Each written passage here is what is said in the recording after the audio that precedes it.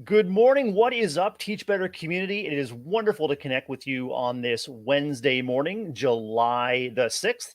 My name is Brad Hughes, school principal and chief encouragement officer from Ontario, Canada. I'm also the training and development specialist on the Teach Better team. And one of the things I love about that role is the opportunity to connect with and chat live with amazing educators like our guest today, Cathleen Beachboard. Cathleen is an educator, a writer, and a researcher. She's also a featured speaker at our Teach Better 22 conference coming up in Akron, Ohio this October. So in just a moment, we're going to dig into conversation with Cathleen. We're going to shine the spotlight. And Kathleen, I hope you've got your sunglasses ready to put on because the spotlight is going to be bright and it's going to be featuring one and only you. So we'll be right back after this break and we'll dig into a great conversation highlighting Cathleen Beachboard. Stay tuned with us.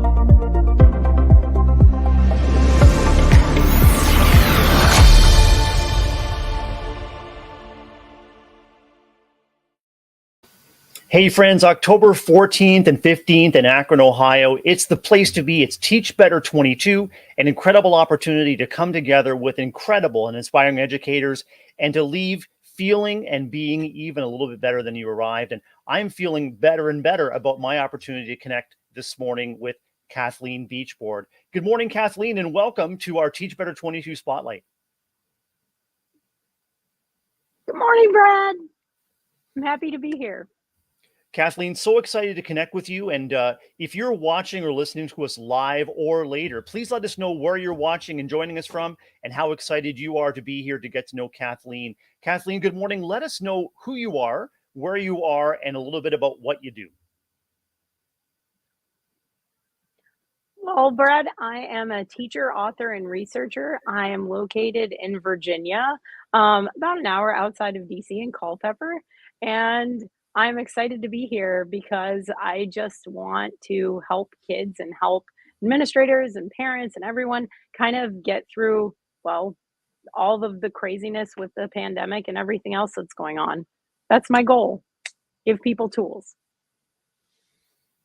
We've got Brianne and we've got Ray Hewitt joining us in the comments, and everyone is super excited to get to know you, Kathleen. And before we went on air, we were just chatting about some of your passions, and you have tremendous value to add, both based on your educational experience, your family experience. Can you tell us a little bit more about not only your professional, but your personal roles and how that informs the professional work you do helping and supporting educators of all kinds?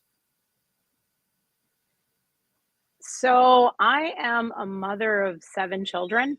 5 of my children came from a case of extreme abuse and neglect. And I thought as a teacher, I was like, great relationships. I can do anything with great relationships.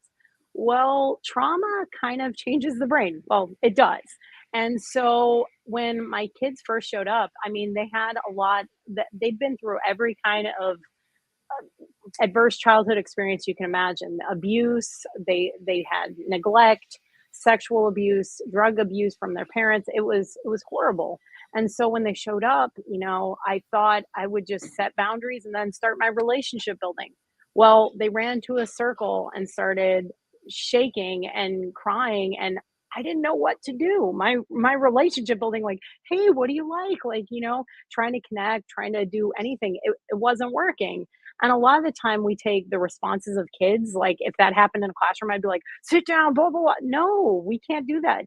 What I later came to find out is that that response happened because their father would try to hit them, and they knew if they came together and they huddle hugged, he would hurt all of them, but none of them would get hurt to the point of having to go to the hospital. And so, that's when I started to say, okay, what can I do to help my children? And I started researching. I literally got on Google and I'm like, dear Google, how do I fix broken children? Because I didn't know what to do as a teacher. I didn't have tools for this. And so, fast forward, I came to discover the power of measuring and raising hope. And we're not talking like hope, wishful thinking. We are talking about a powerful cognitive asset that literally changes the brain. The fMRI scans show that hope in the brain, it mediates anxiety, meaning that anxiety, which would normally cause you to go into that fight, flight, freeze, it allows you to think. It's not a cure for the trauma, but what it does do is, if our goal in education is teaching and learning, they have to be able to access that prefrontal cortex. And so measuring and raising hope, like there's a test. I did it with my own children before the pandemic. And then once the pandemic hit, and I started to see these signs of trauma in my own students when we were on online school, I was like, whoa, I'm going to have to take this stuff that I've been using with my kids for years to the classroom. And I'm telling you, my children who came, I was told with all their trauma, they're like, well, good luck with that. They're more Mhm. likely to go to prison than high school graduation. I was like, no way. I am not having that. I wanted them to have something that could help them. And hope is, if you look at the research studies, it's the biggest predictor of life success. It's the biggest predictor of academic achievement above intelligence.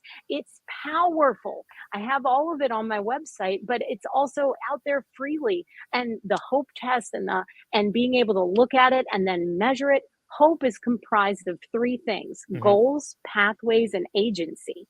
And those three things, one's your willpower, your critical thinking, and setting goals.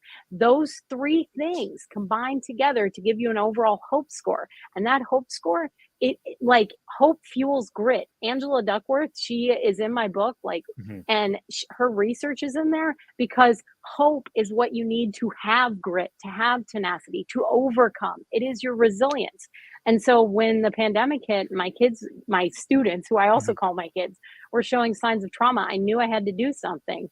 And that's when I opened the Hope Box, went back to school, became a full time, into researching and finding what I could do to help people, because it wasn't just the kids who were hurting, the teachers were getting burnout. It was horrible because these are my colleagues and I love them and I care for them. And so I was like, that's it. I'm going to go. I'm not the principal, but I'm just going to find everything I can to help everyone in the building. And that's what I did. I am still a full time teacher. I will never leave the classroom because this is my calling. But I want every single person out there to know, if you measure and raise hope scores, the impact is powerful, and it can literally change the world. We can create whole schools of hope, which give our kids a resource they can use for the rest of their lives, a powerful resource. And yes, they're going to go through bad times. They're going to have things that happen: death, divorce, all those negative things in life. But if they have hope, we're giving them a life jacket so they can go Mhm. through the waters of life and they can keep swimming. Kathleen, I'm incredibly captivated. There's so much to unpack here. I mean, one thing that just really sticks out is that your commitment to continue as a classroom educator means that you're at the front lines of service, and that's going to inform your writing and your research. The second thing that I really want to dig into is how do we how do we shift from uh, measuring hope and finding sort of a hope score and raising it. So that is, I heard you say that Hope is more than just sort of idly waiting for things to be different or better. Your triangle indicates that there is both action, but also, I guess, skill development and support. So, in a nutshell, how do you move people forward from fear to hope, especially when the fear could be so high and the hope score could be so low? You know, Brad, what's really interesting is within 90 minutes of an intervention, 90 minutes, we're not talking, yes, literacy, math, all of those things are important, but within 90 minutes of working actively on hope, you can have an impact on that overall score. And I can give you a great example of how this works. Mhm. So, the founder of Hope Theory, Dr. Rick Snyder, went on Good Morning America on live to do a live experiment to show the power of hope. And so he's did cold presser task. And in psychology, that's where you stick your hand in ice cold water and see how long you can leave it there. Mhm. So he took the host, the cameraman, and the weatherman back in the back, and he's like, "All right, so I'm gonna do this experiment with you." And he did the hope test with them. He came out, and all three men put their hands in the ice cold water on live TV. And Dr. Snyder standing there with an envelope with the results. And everyone's like, "How do you know the results?" He's like, "Just wait." And so they're all in there and their hands are shaking and it's ice cold water. And the weatherman pulls his hand out. He's like, "I'm done." And then the cameraman and the host, they're going eye to eye and they're like saying, "All right, all right." And so the cameraman is like, "I'm going to do it." And the host is like, "No way, man. I got this." And so they're neck to neck. And right before the commercial break, the cameraman pulls his hand out. He's like, "I'm just done." And the host is like, "I'm going to leave it in until after the commercial break." And he did. And then Mhm. he pulls his hand out. He's like, "All right, so what does this have to do with anything?" And Snyder opened the envelope and he said, "I knew you were going to win." And he was like, "How?" He's like, "That little test I gave you that lasts a minute, that Mhm. measured your hope. Because your hope was so high, I knew you could endure the pain." And he did, and he won. And that was on live TV. And the thing is, with hope, the way that you start strengthening it, it's really interesting. So teachers at the beginning of the year, how do we seat kids? Usually ABC order something random, like, "Oh, Yeah. find your seat, find what's comfortable for you." No, no, no, no, no. We need to start using science to have powerful impacts on our kids' future. And so what I do is first day, I give the hope test. They kind of sit wherever. Then as soon as I find out their scores, hope is contagious. Now, you're like, what does that mean? Like high hope, low hope? I put a high hope kid in between low hope kids. You're thinking, "Oh, that high hope kid, their poor hope, it's going to go down." No, what studies have indicated is that high hope is transferable. Once your hope is so high, what happens is you give it to others. These are the people who you want to be around. You know people like this, people who just emanate that positive energy and you're like, "I want to be around them." And then you feel like a better person just from being around them.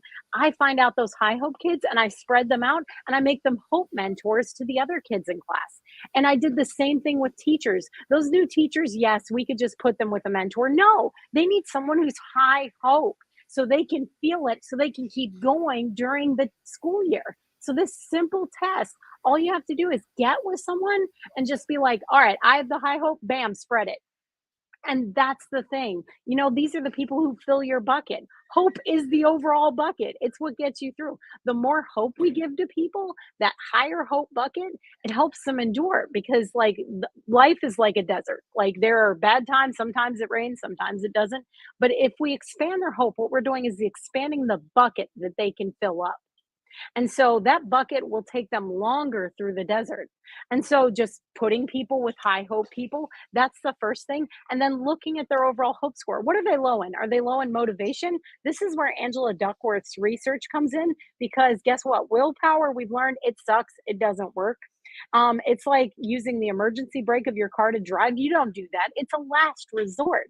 So teaching kids things like, pre-commitment strategies or, like cell phone usage. That's a problem. I teach middle school. I showed my kids how to use Forest. It's an app where they set a timer and they don't use it and then they grow a tree. So it gives them positive reinforcement and then it becomes a habit. We have to show kids how to form those positive habits. Like you said, Brad, this is a skill problem. This hope test shows us where the skills are lacking so we can fill in the gaps so they can learn in that prefrontal cortex. The more we fill in the gaps, the more positive the students feel in the environment, the more hope we're raising in the school. And it's wonderful. Like I'll another great example of this is hope. Also, when you look at it, it helps mediate the socioeconomic factors that students are bringing in. So I might have a student from like, oh, I'm super high, oh, I'm super low in my socioeconomic background. This is an equalizer. That's what the research shows. This is something that can change the game of education. And that's why I'm here. And that's why I'm preaching it. And that's why I'm going to be a teach better, because this is a change agent. I've seen it with my own children. I've also seen it in my classroom. You know, Brad, do you know how many referrals I wrote this past year? Zero. You know how many that is? Zero. Oh, and they gave me all the hard kids. They're like, here, take a collaborative class and this collaborative class. Oh, good luck with this kid. He had 54 referrals last year. Guess what? How many he had in my class? Zero. And it's not because I feel like I'm a decent educator, but hope is powerful. It is. And that is why I will sing it from the rooftops. We need to start measuring and raising people's hope. We like, for example, you go and you probably have a scale. Why? To measure your own weight, to make sure that you're in a healthy range. That's what we need to do with the psychology of our students. We can't just leave it to guessing and doing SEL lessons. We need to measure it and make sure we're having an impact because this is their lives. Plus, here's the thing, whether you know it or not, there was an emergency order from the Child Psychology Network, from the Children's Psychological Network in the US, Mhm. because of how low and suicidal and depressive our adolescents are getting. It's bad. And it's so bad right now. I have friends who are psychologists. They have year-long wait lists just to get in. So the Mhm. kids who need help, that well, oh, we'll send them to the counselor. Counselors have hundreds of thousands of people on their caseload. They can't see everyone. And so here's the thing, this allows you to actually tier students. Be like, oh, the really low hope kids, guess what? They need to see the counselor. The medium hope kids can be taken care of by using hope in the classroom. And the high hope kids, we can use them to mentor the rest. It makes sense. Use what you have to make your school more powerful and more hopeful. Like the teachers, their hope is contagious too. We need to spread it, we need to measure it, and we need to use it to spread hope to the teachers and to the students. Kathleen, I strongly believe, like Dr. Stuart Schenker believes, that the the health, well-being, and success of kids is inseparable from the health, well-being, and success of all the significant adults in their lives. One thing I really admire about your approach is you position yourself as a classroom educator who is helping to grow the network of supportive adults within a school building to meet the needs of kids. As a middle level language educator, are you also finding ways to unite that commitment to hope through the curriculum or through the learning opportunities that you orchestrate for kids? Is there a third path where it's not curriculum or SEL, they actually unite? How are you finding that? Yes, Brad, and that's the thing. That's teachers don't need one more thing on their plate. I'm just being honest. Like right now, so many teachers are just burnt out. They're like, "Oh, another curriculum thing, another separate thing." No. The way you teach, there are certain things that we do in a classroom we're like, "Wow, this works." Like voice and choice. Why does that work? That raises hope. It's part of willpower, which is part of our triangle of hope. And they know that some of the most powerful teaching practices are the most hopeful teaching practices.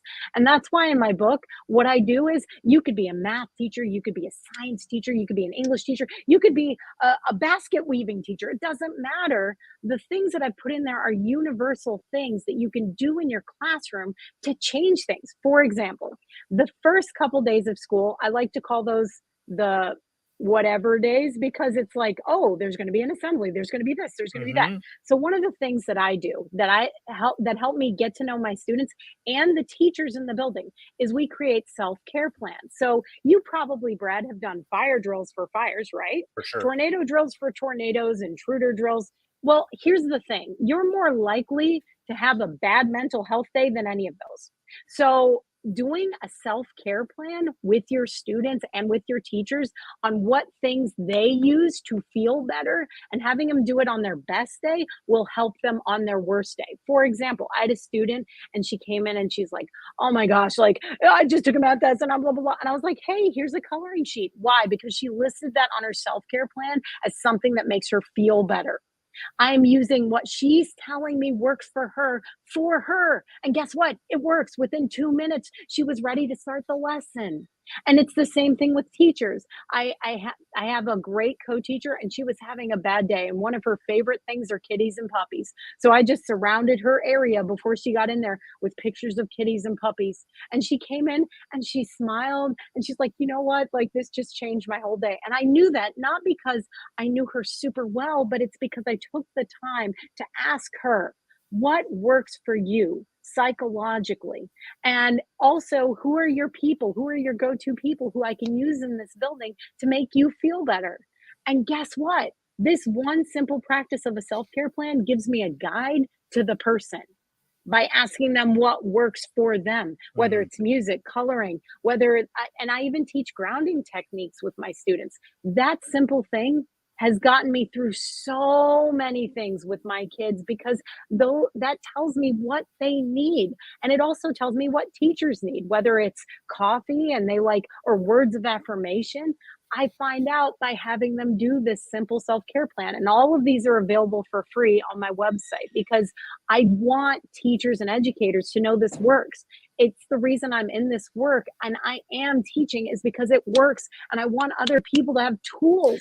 We don't get enough tools as educators. We go through psychology and it's like, here's human development, and that's it. It just doesn't work. And so this is just a practical way where here are tools that you can just interweave in any curriculum or in any school. Because I even wrote a little section for administrators, Brad. You could steal it all and be like, hey, this is for me That's on perfect. what you can do to support your teachers and their hope levels. Yeah. Kathleen, you are So going to be joining us Teach yeah. Better 22 October 14th and 15th, and I'm so glad that you are because you're exactly what Teach Better team is all about. Big ideas that are game changers for kids and learning communities, and also the practical strategies and the support to make them happen. So I want to imagine it's the end of your session at Teach Better 22, and you're providing your audience with an exit ticket.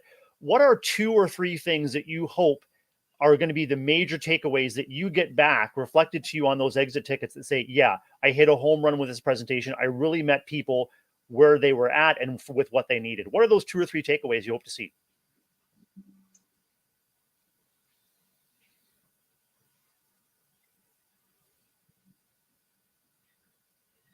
I feel like the biggest thing that I wanna see on that exit ticket is the fact that I'm gonna give lots of tools and free resources. I even partnered with a company known as Thrively, where teachers can sign up, they can give the hope test for free, and it'll disaggregate their data for them. No math crunching the numbers. I'm a language arts teacher, I didn't wanna do that. And so I'm giving you free tools. What I want people to take away is you don't have to do everything. Doing anything is better than nothing. If we start concentrating on hope first, because that's the first emotion you ever learn. If you look up Eric Erickson's work, the first emotion you ever learn in mistrust and trust is hope. And that hope level affects you for the rest of your life. That's what research says. And so that's why it's super important that we measure and raise hope scores because that hope that we're sending people out in the world with is a game changer. And so I want teachers to walk away, or educators or administrators, with the fact that, hey, I can measure this and just like put people together who are high hope and low hope. Hey, great, you did something. It doesn't matter what you do, as long as you start this journey, you're gonna see an impact. And that impact will happen through referral rates going down, achievement going up, teachers feeling supported and not leaving the classroom. That is what this does. It's our way to fight back from this pandemic and from all the negative things that happen in life. We just need to start, and you can start anywhere. You need to start where you're comfortable. But the thing is, I'm accessible. I even tell people when I go around the US presenting, you can come to my classroom. I will even live stream you in. I get parent signatures Wow. so you can see this is me doing this. And you can do it anytime from anywhere. You just need to start. And you take that first step just by giving the hope assessment and you put high hope with low hope, you've had an impact for the rest of their year. And you can raise a score by 10 to 20 points in the course of a year just by putting high hope with low hope, not even actively working on it. But the thing is, by doing this, you also are going to be able to help those kids who psychologically might be quiet and might be super depressed and they need support. This helps you know who those kids are so they can get support now, because guess what? Those wait lists out in the community to get support, they're not going to be able to get in. And this allows our counselors to be more effective as well. And that's what needs to happen, because counselors are getting burnt out too. This allows you to streamline the process and support your school counselors. Kathleen, I am super excited to connect with you in person in October. And it's one thing for you to challenge educators to just start.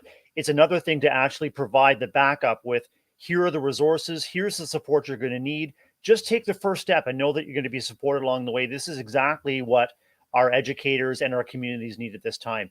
Kathleen, it's been wonderful connecting with you. And I want to wish you, family, and your faculty and your school the very best as you are hopefully intentional about some time off in the summer. And we're looking forward to connecting with you in Akron this October. Cathleen Beachboard, thank you so much for being with us.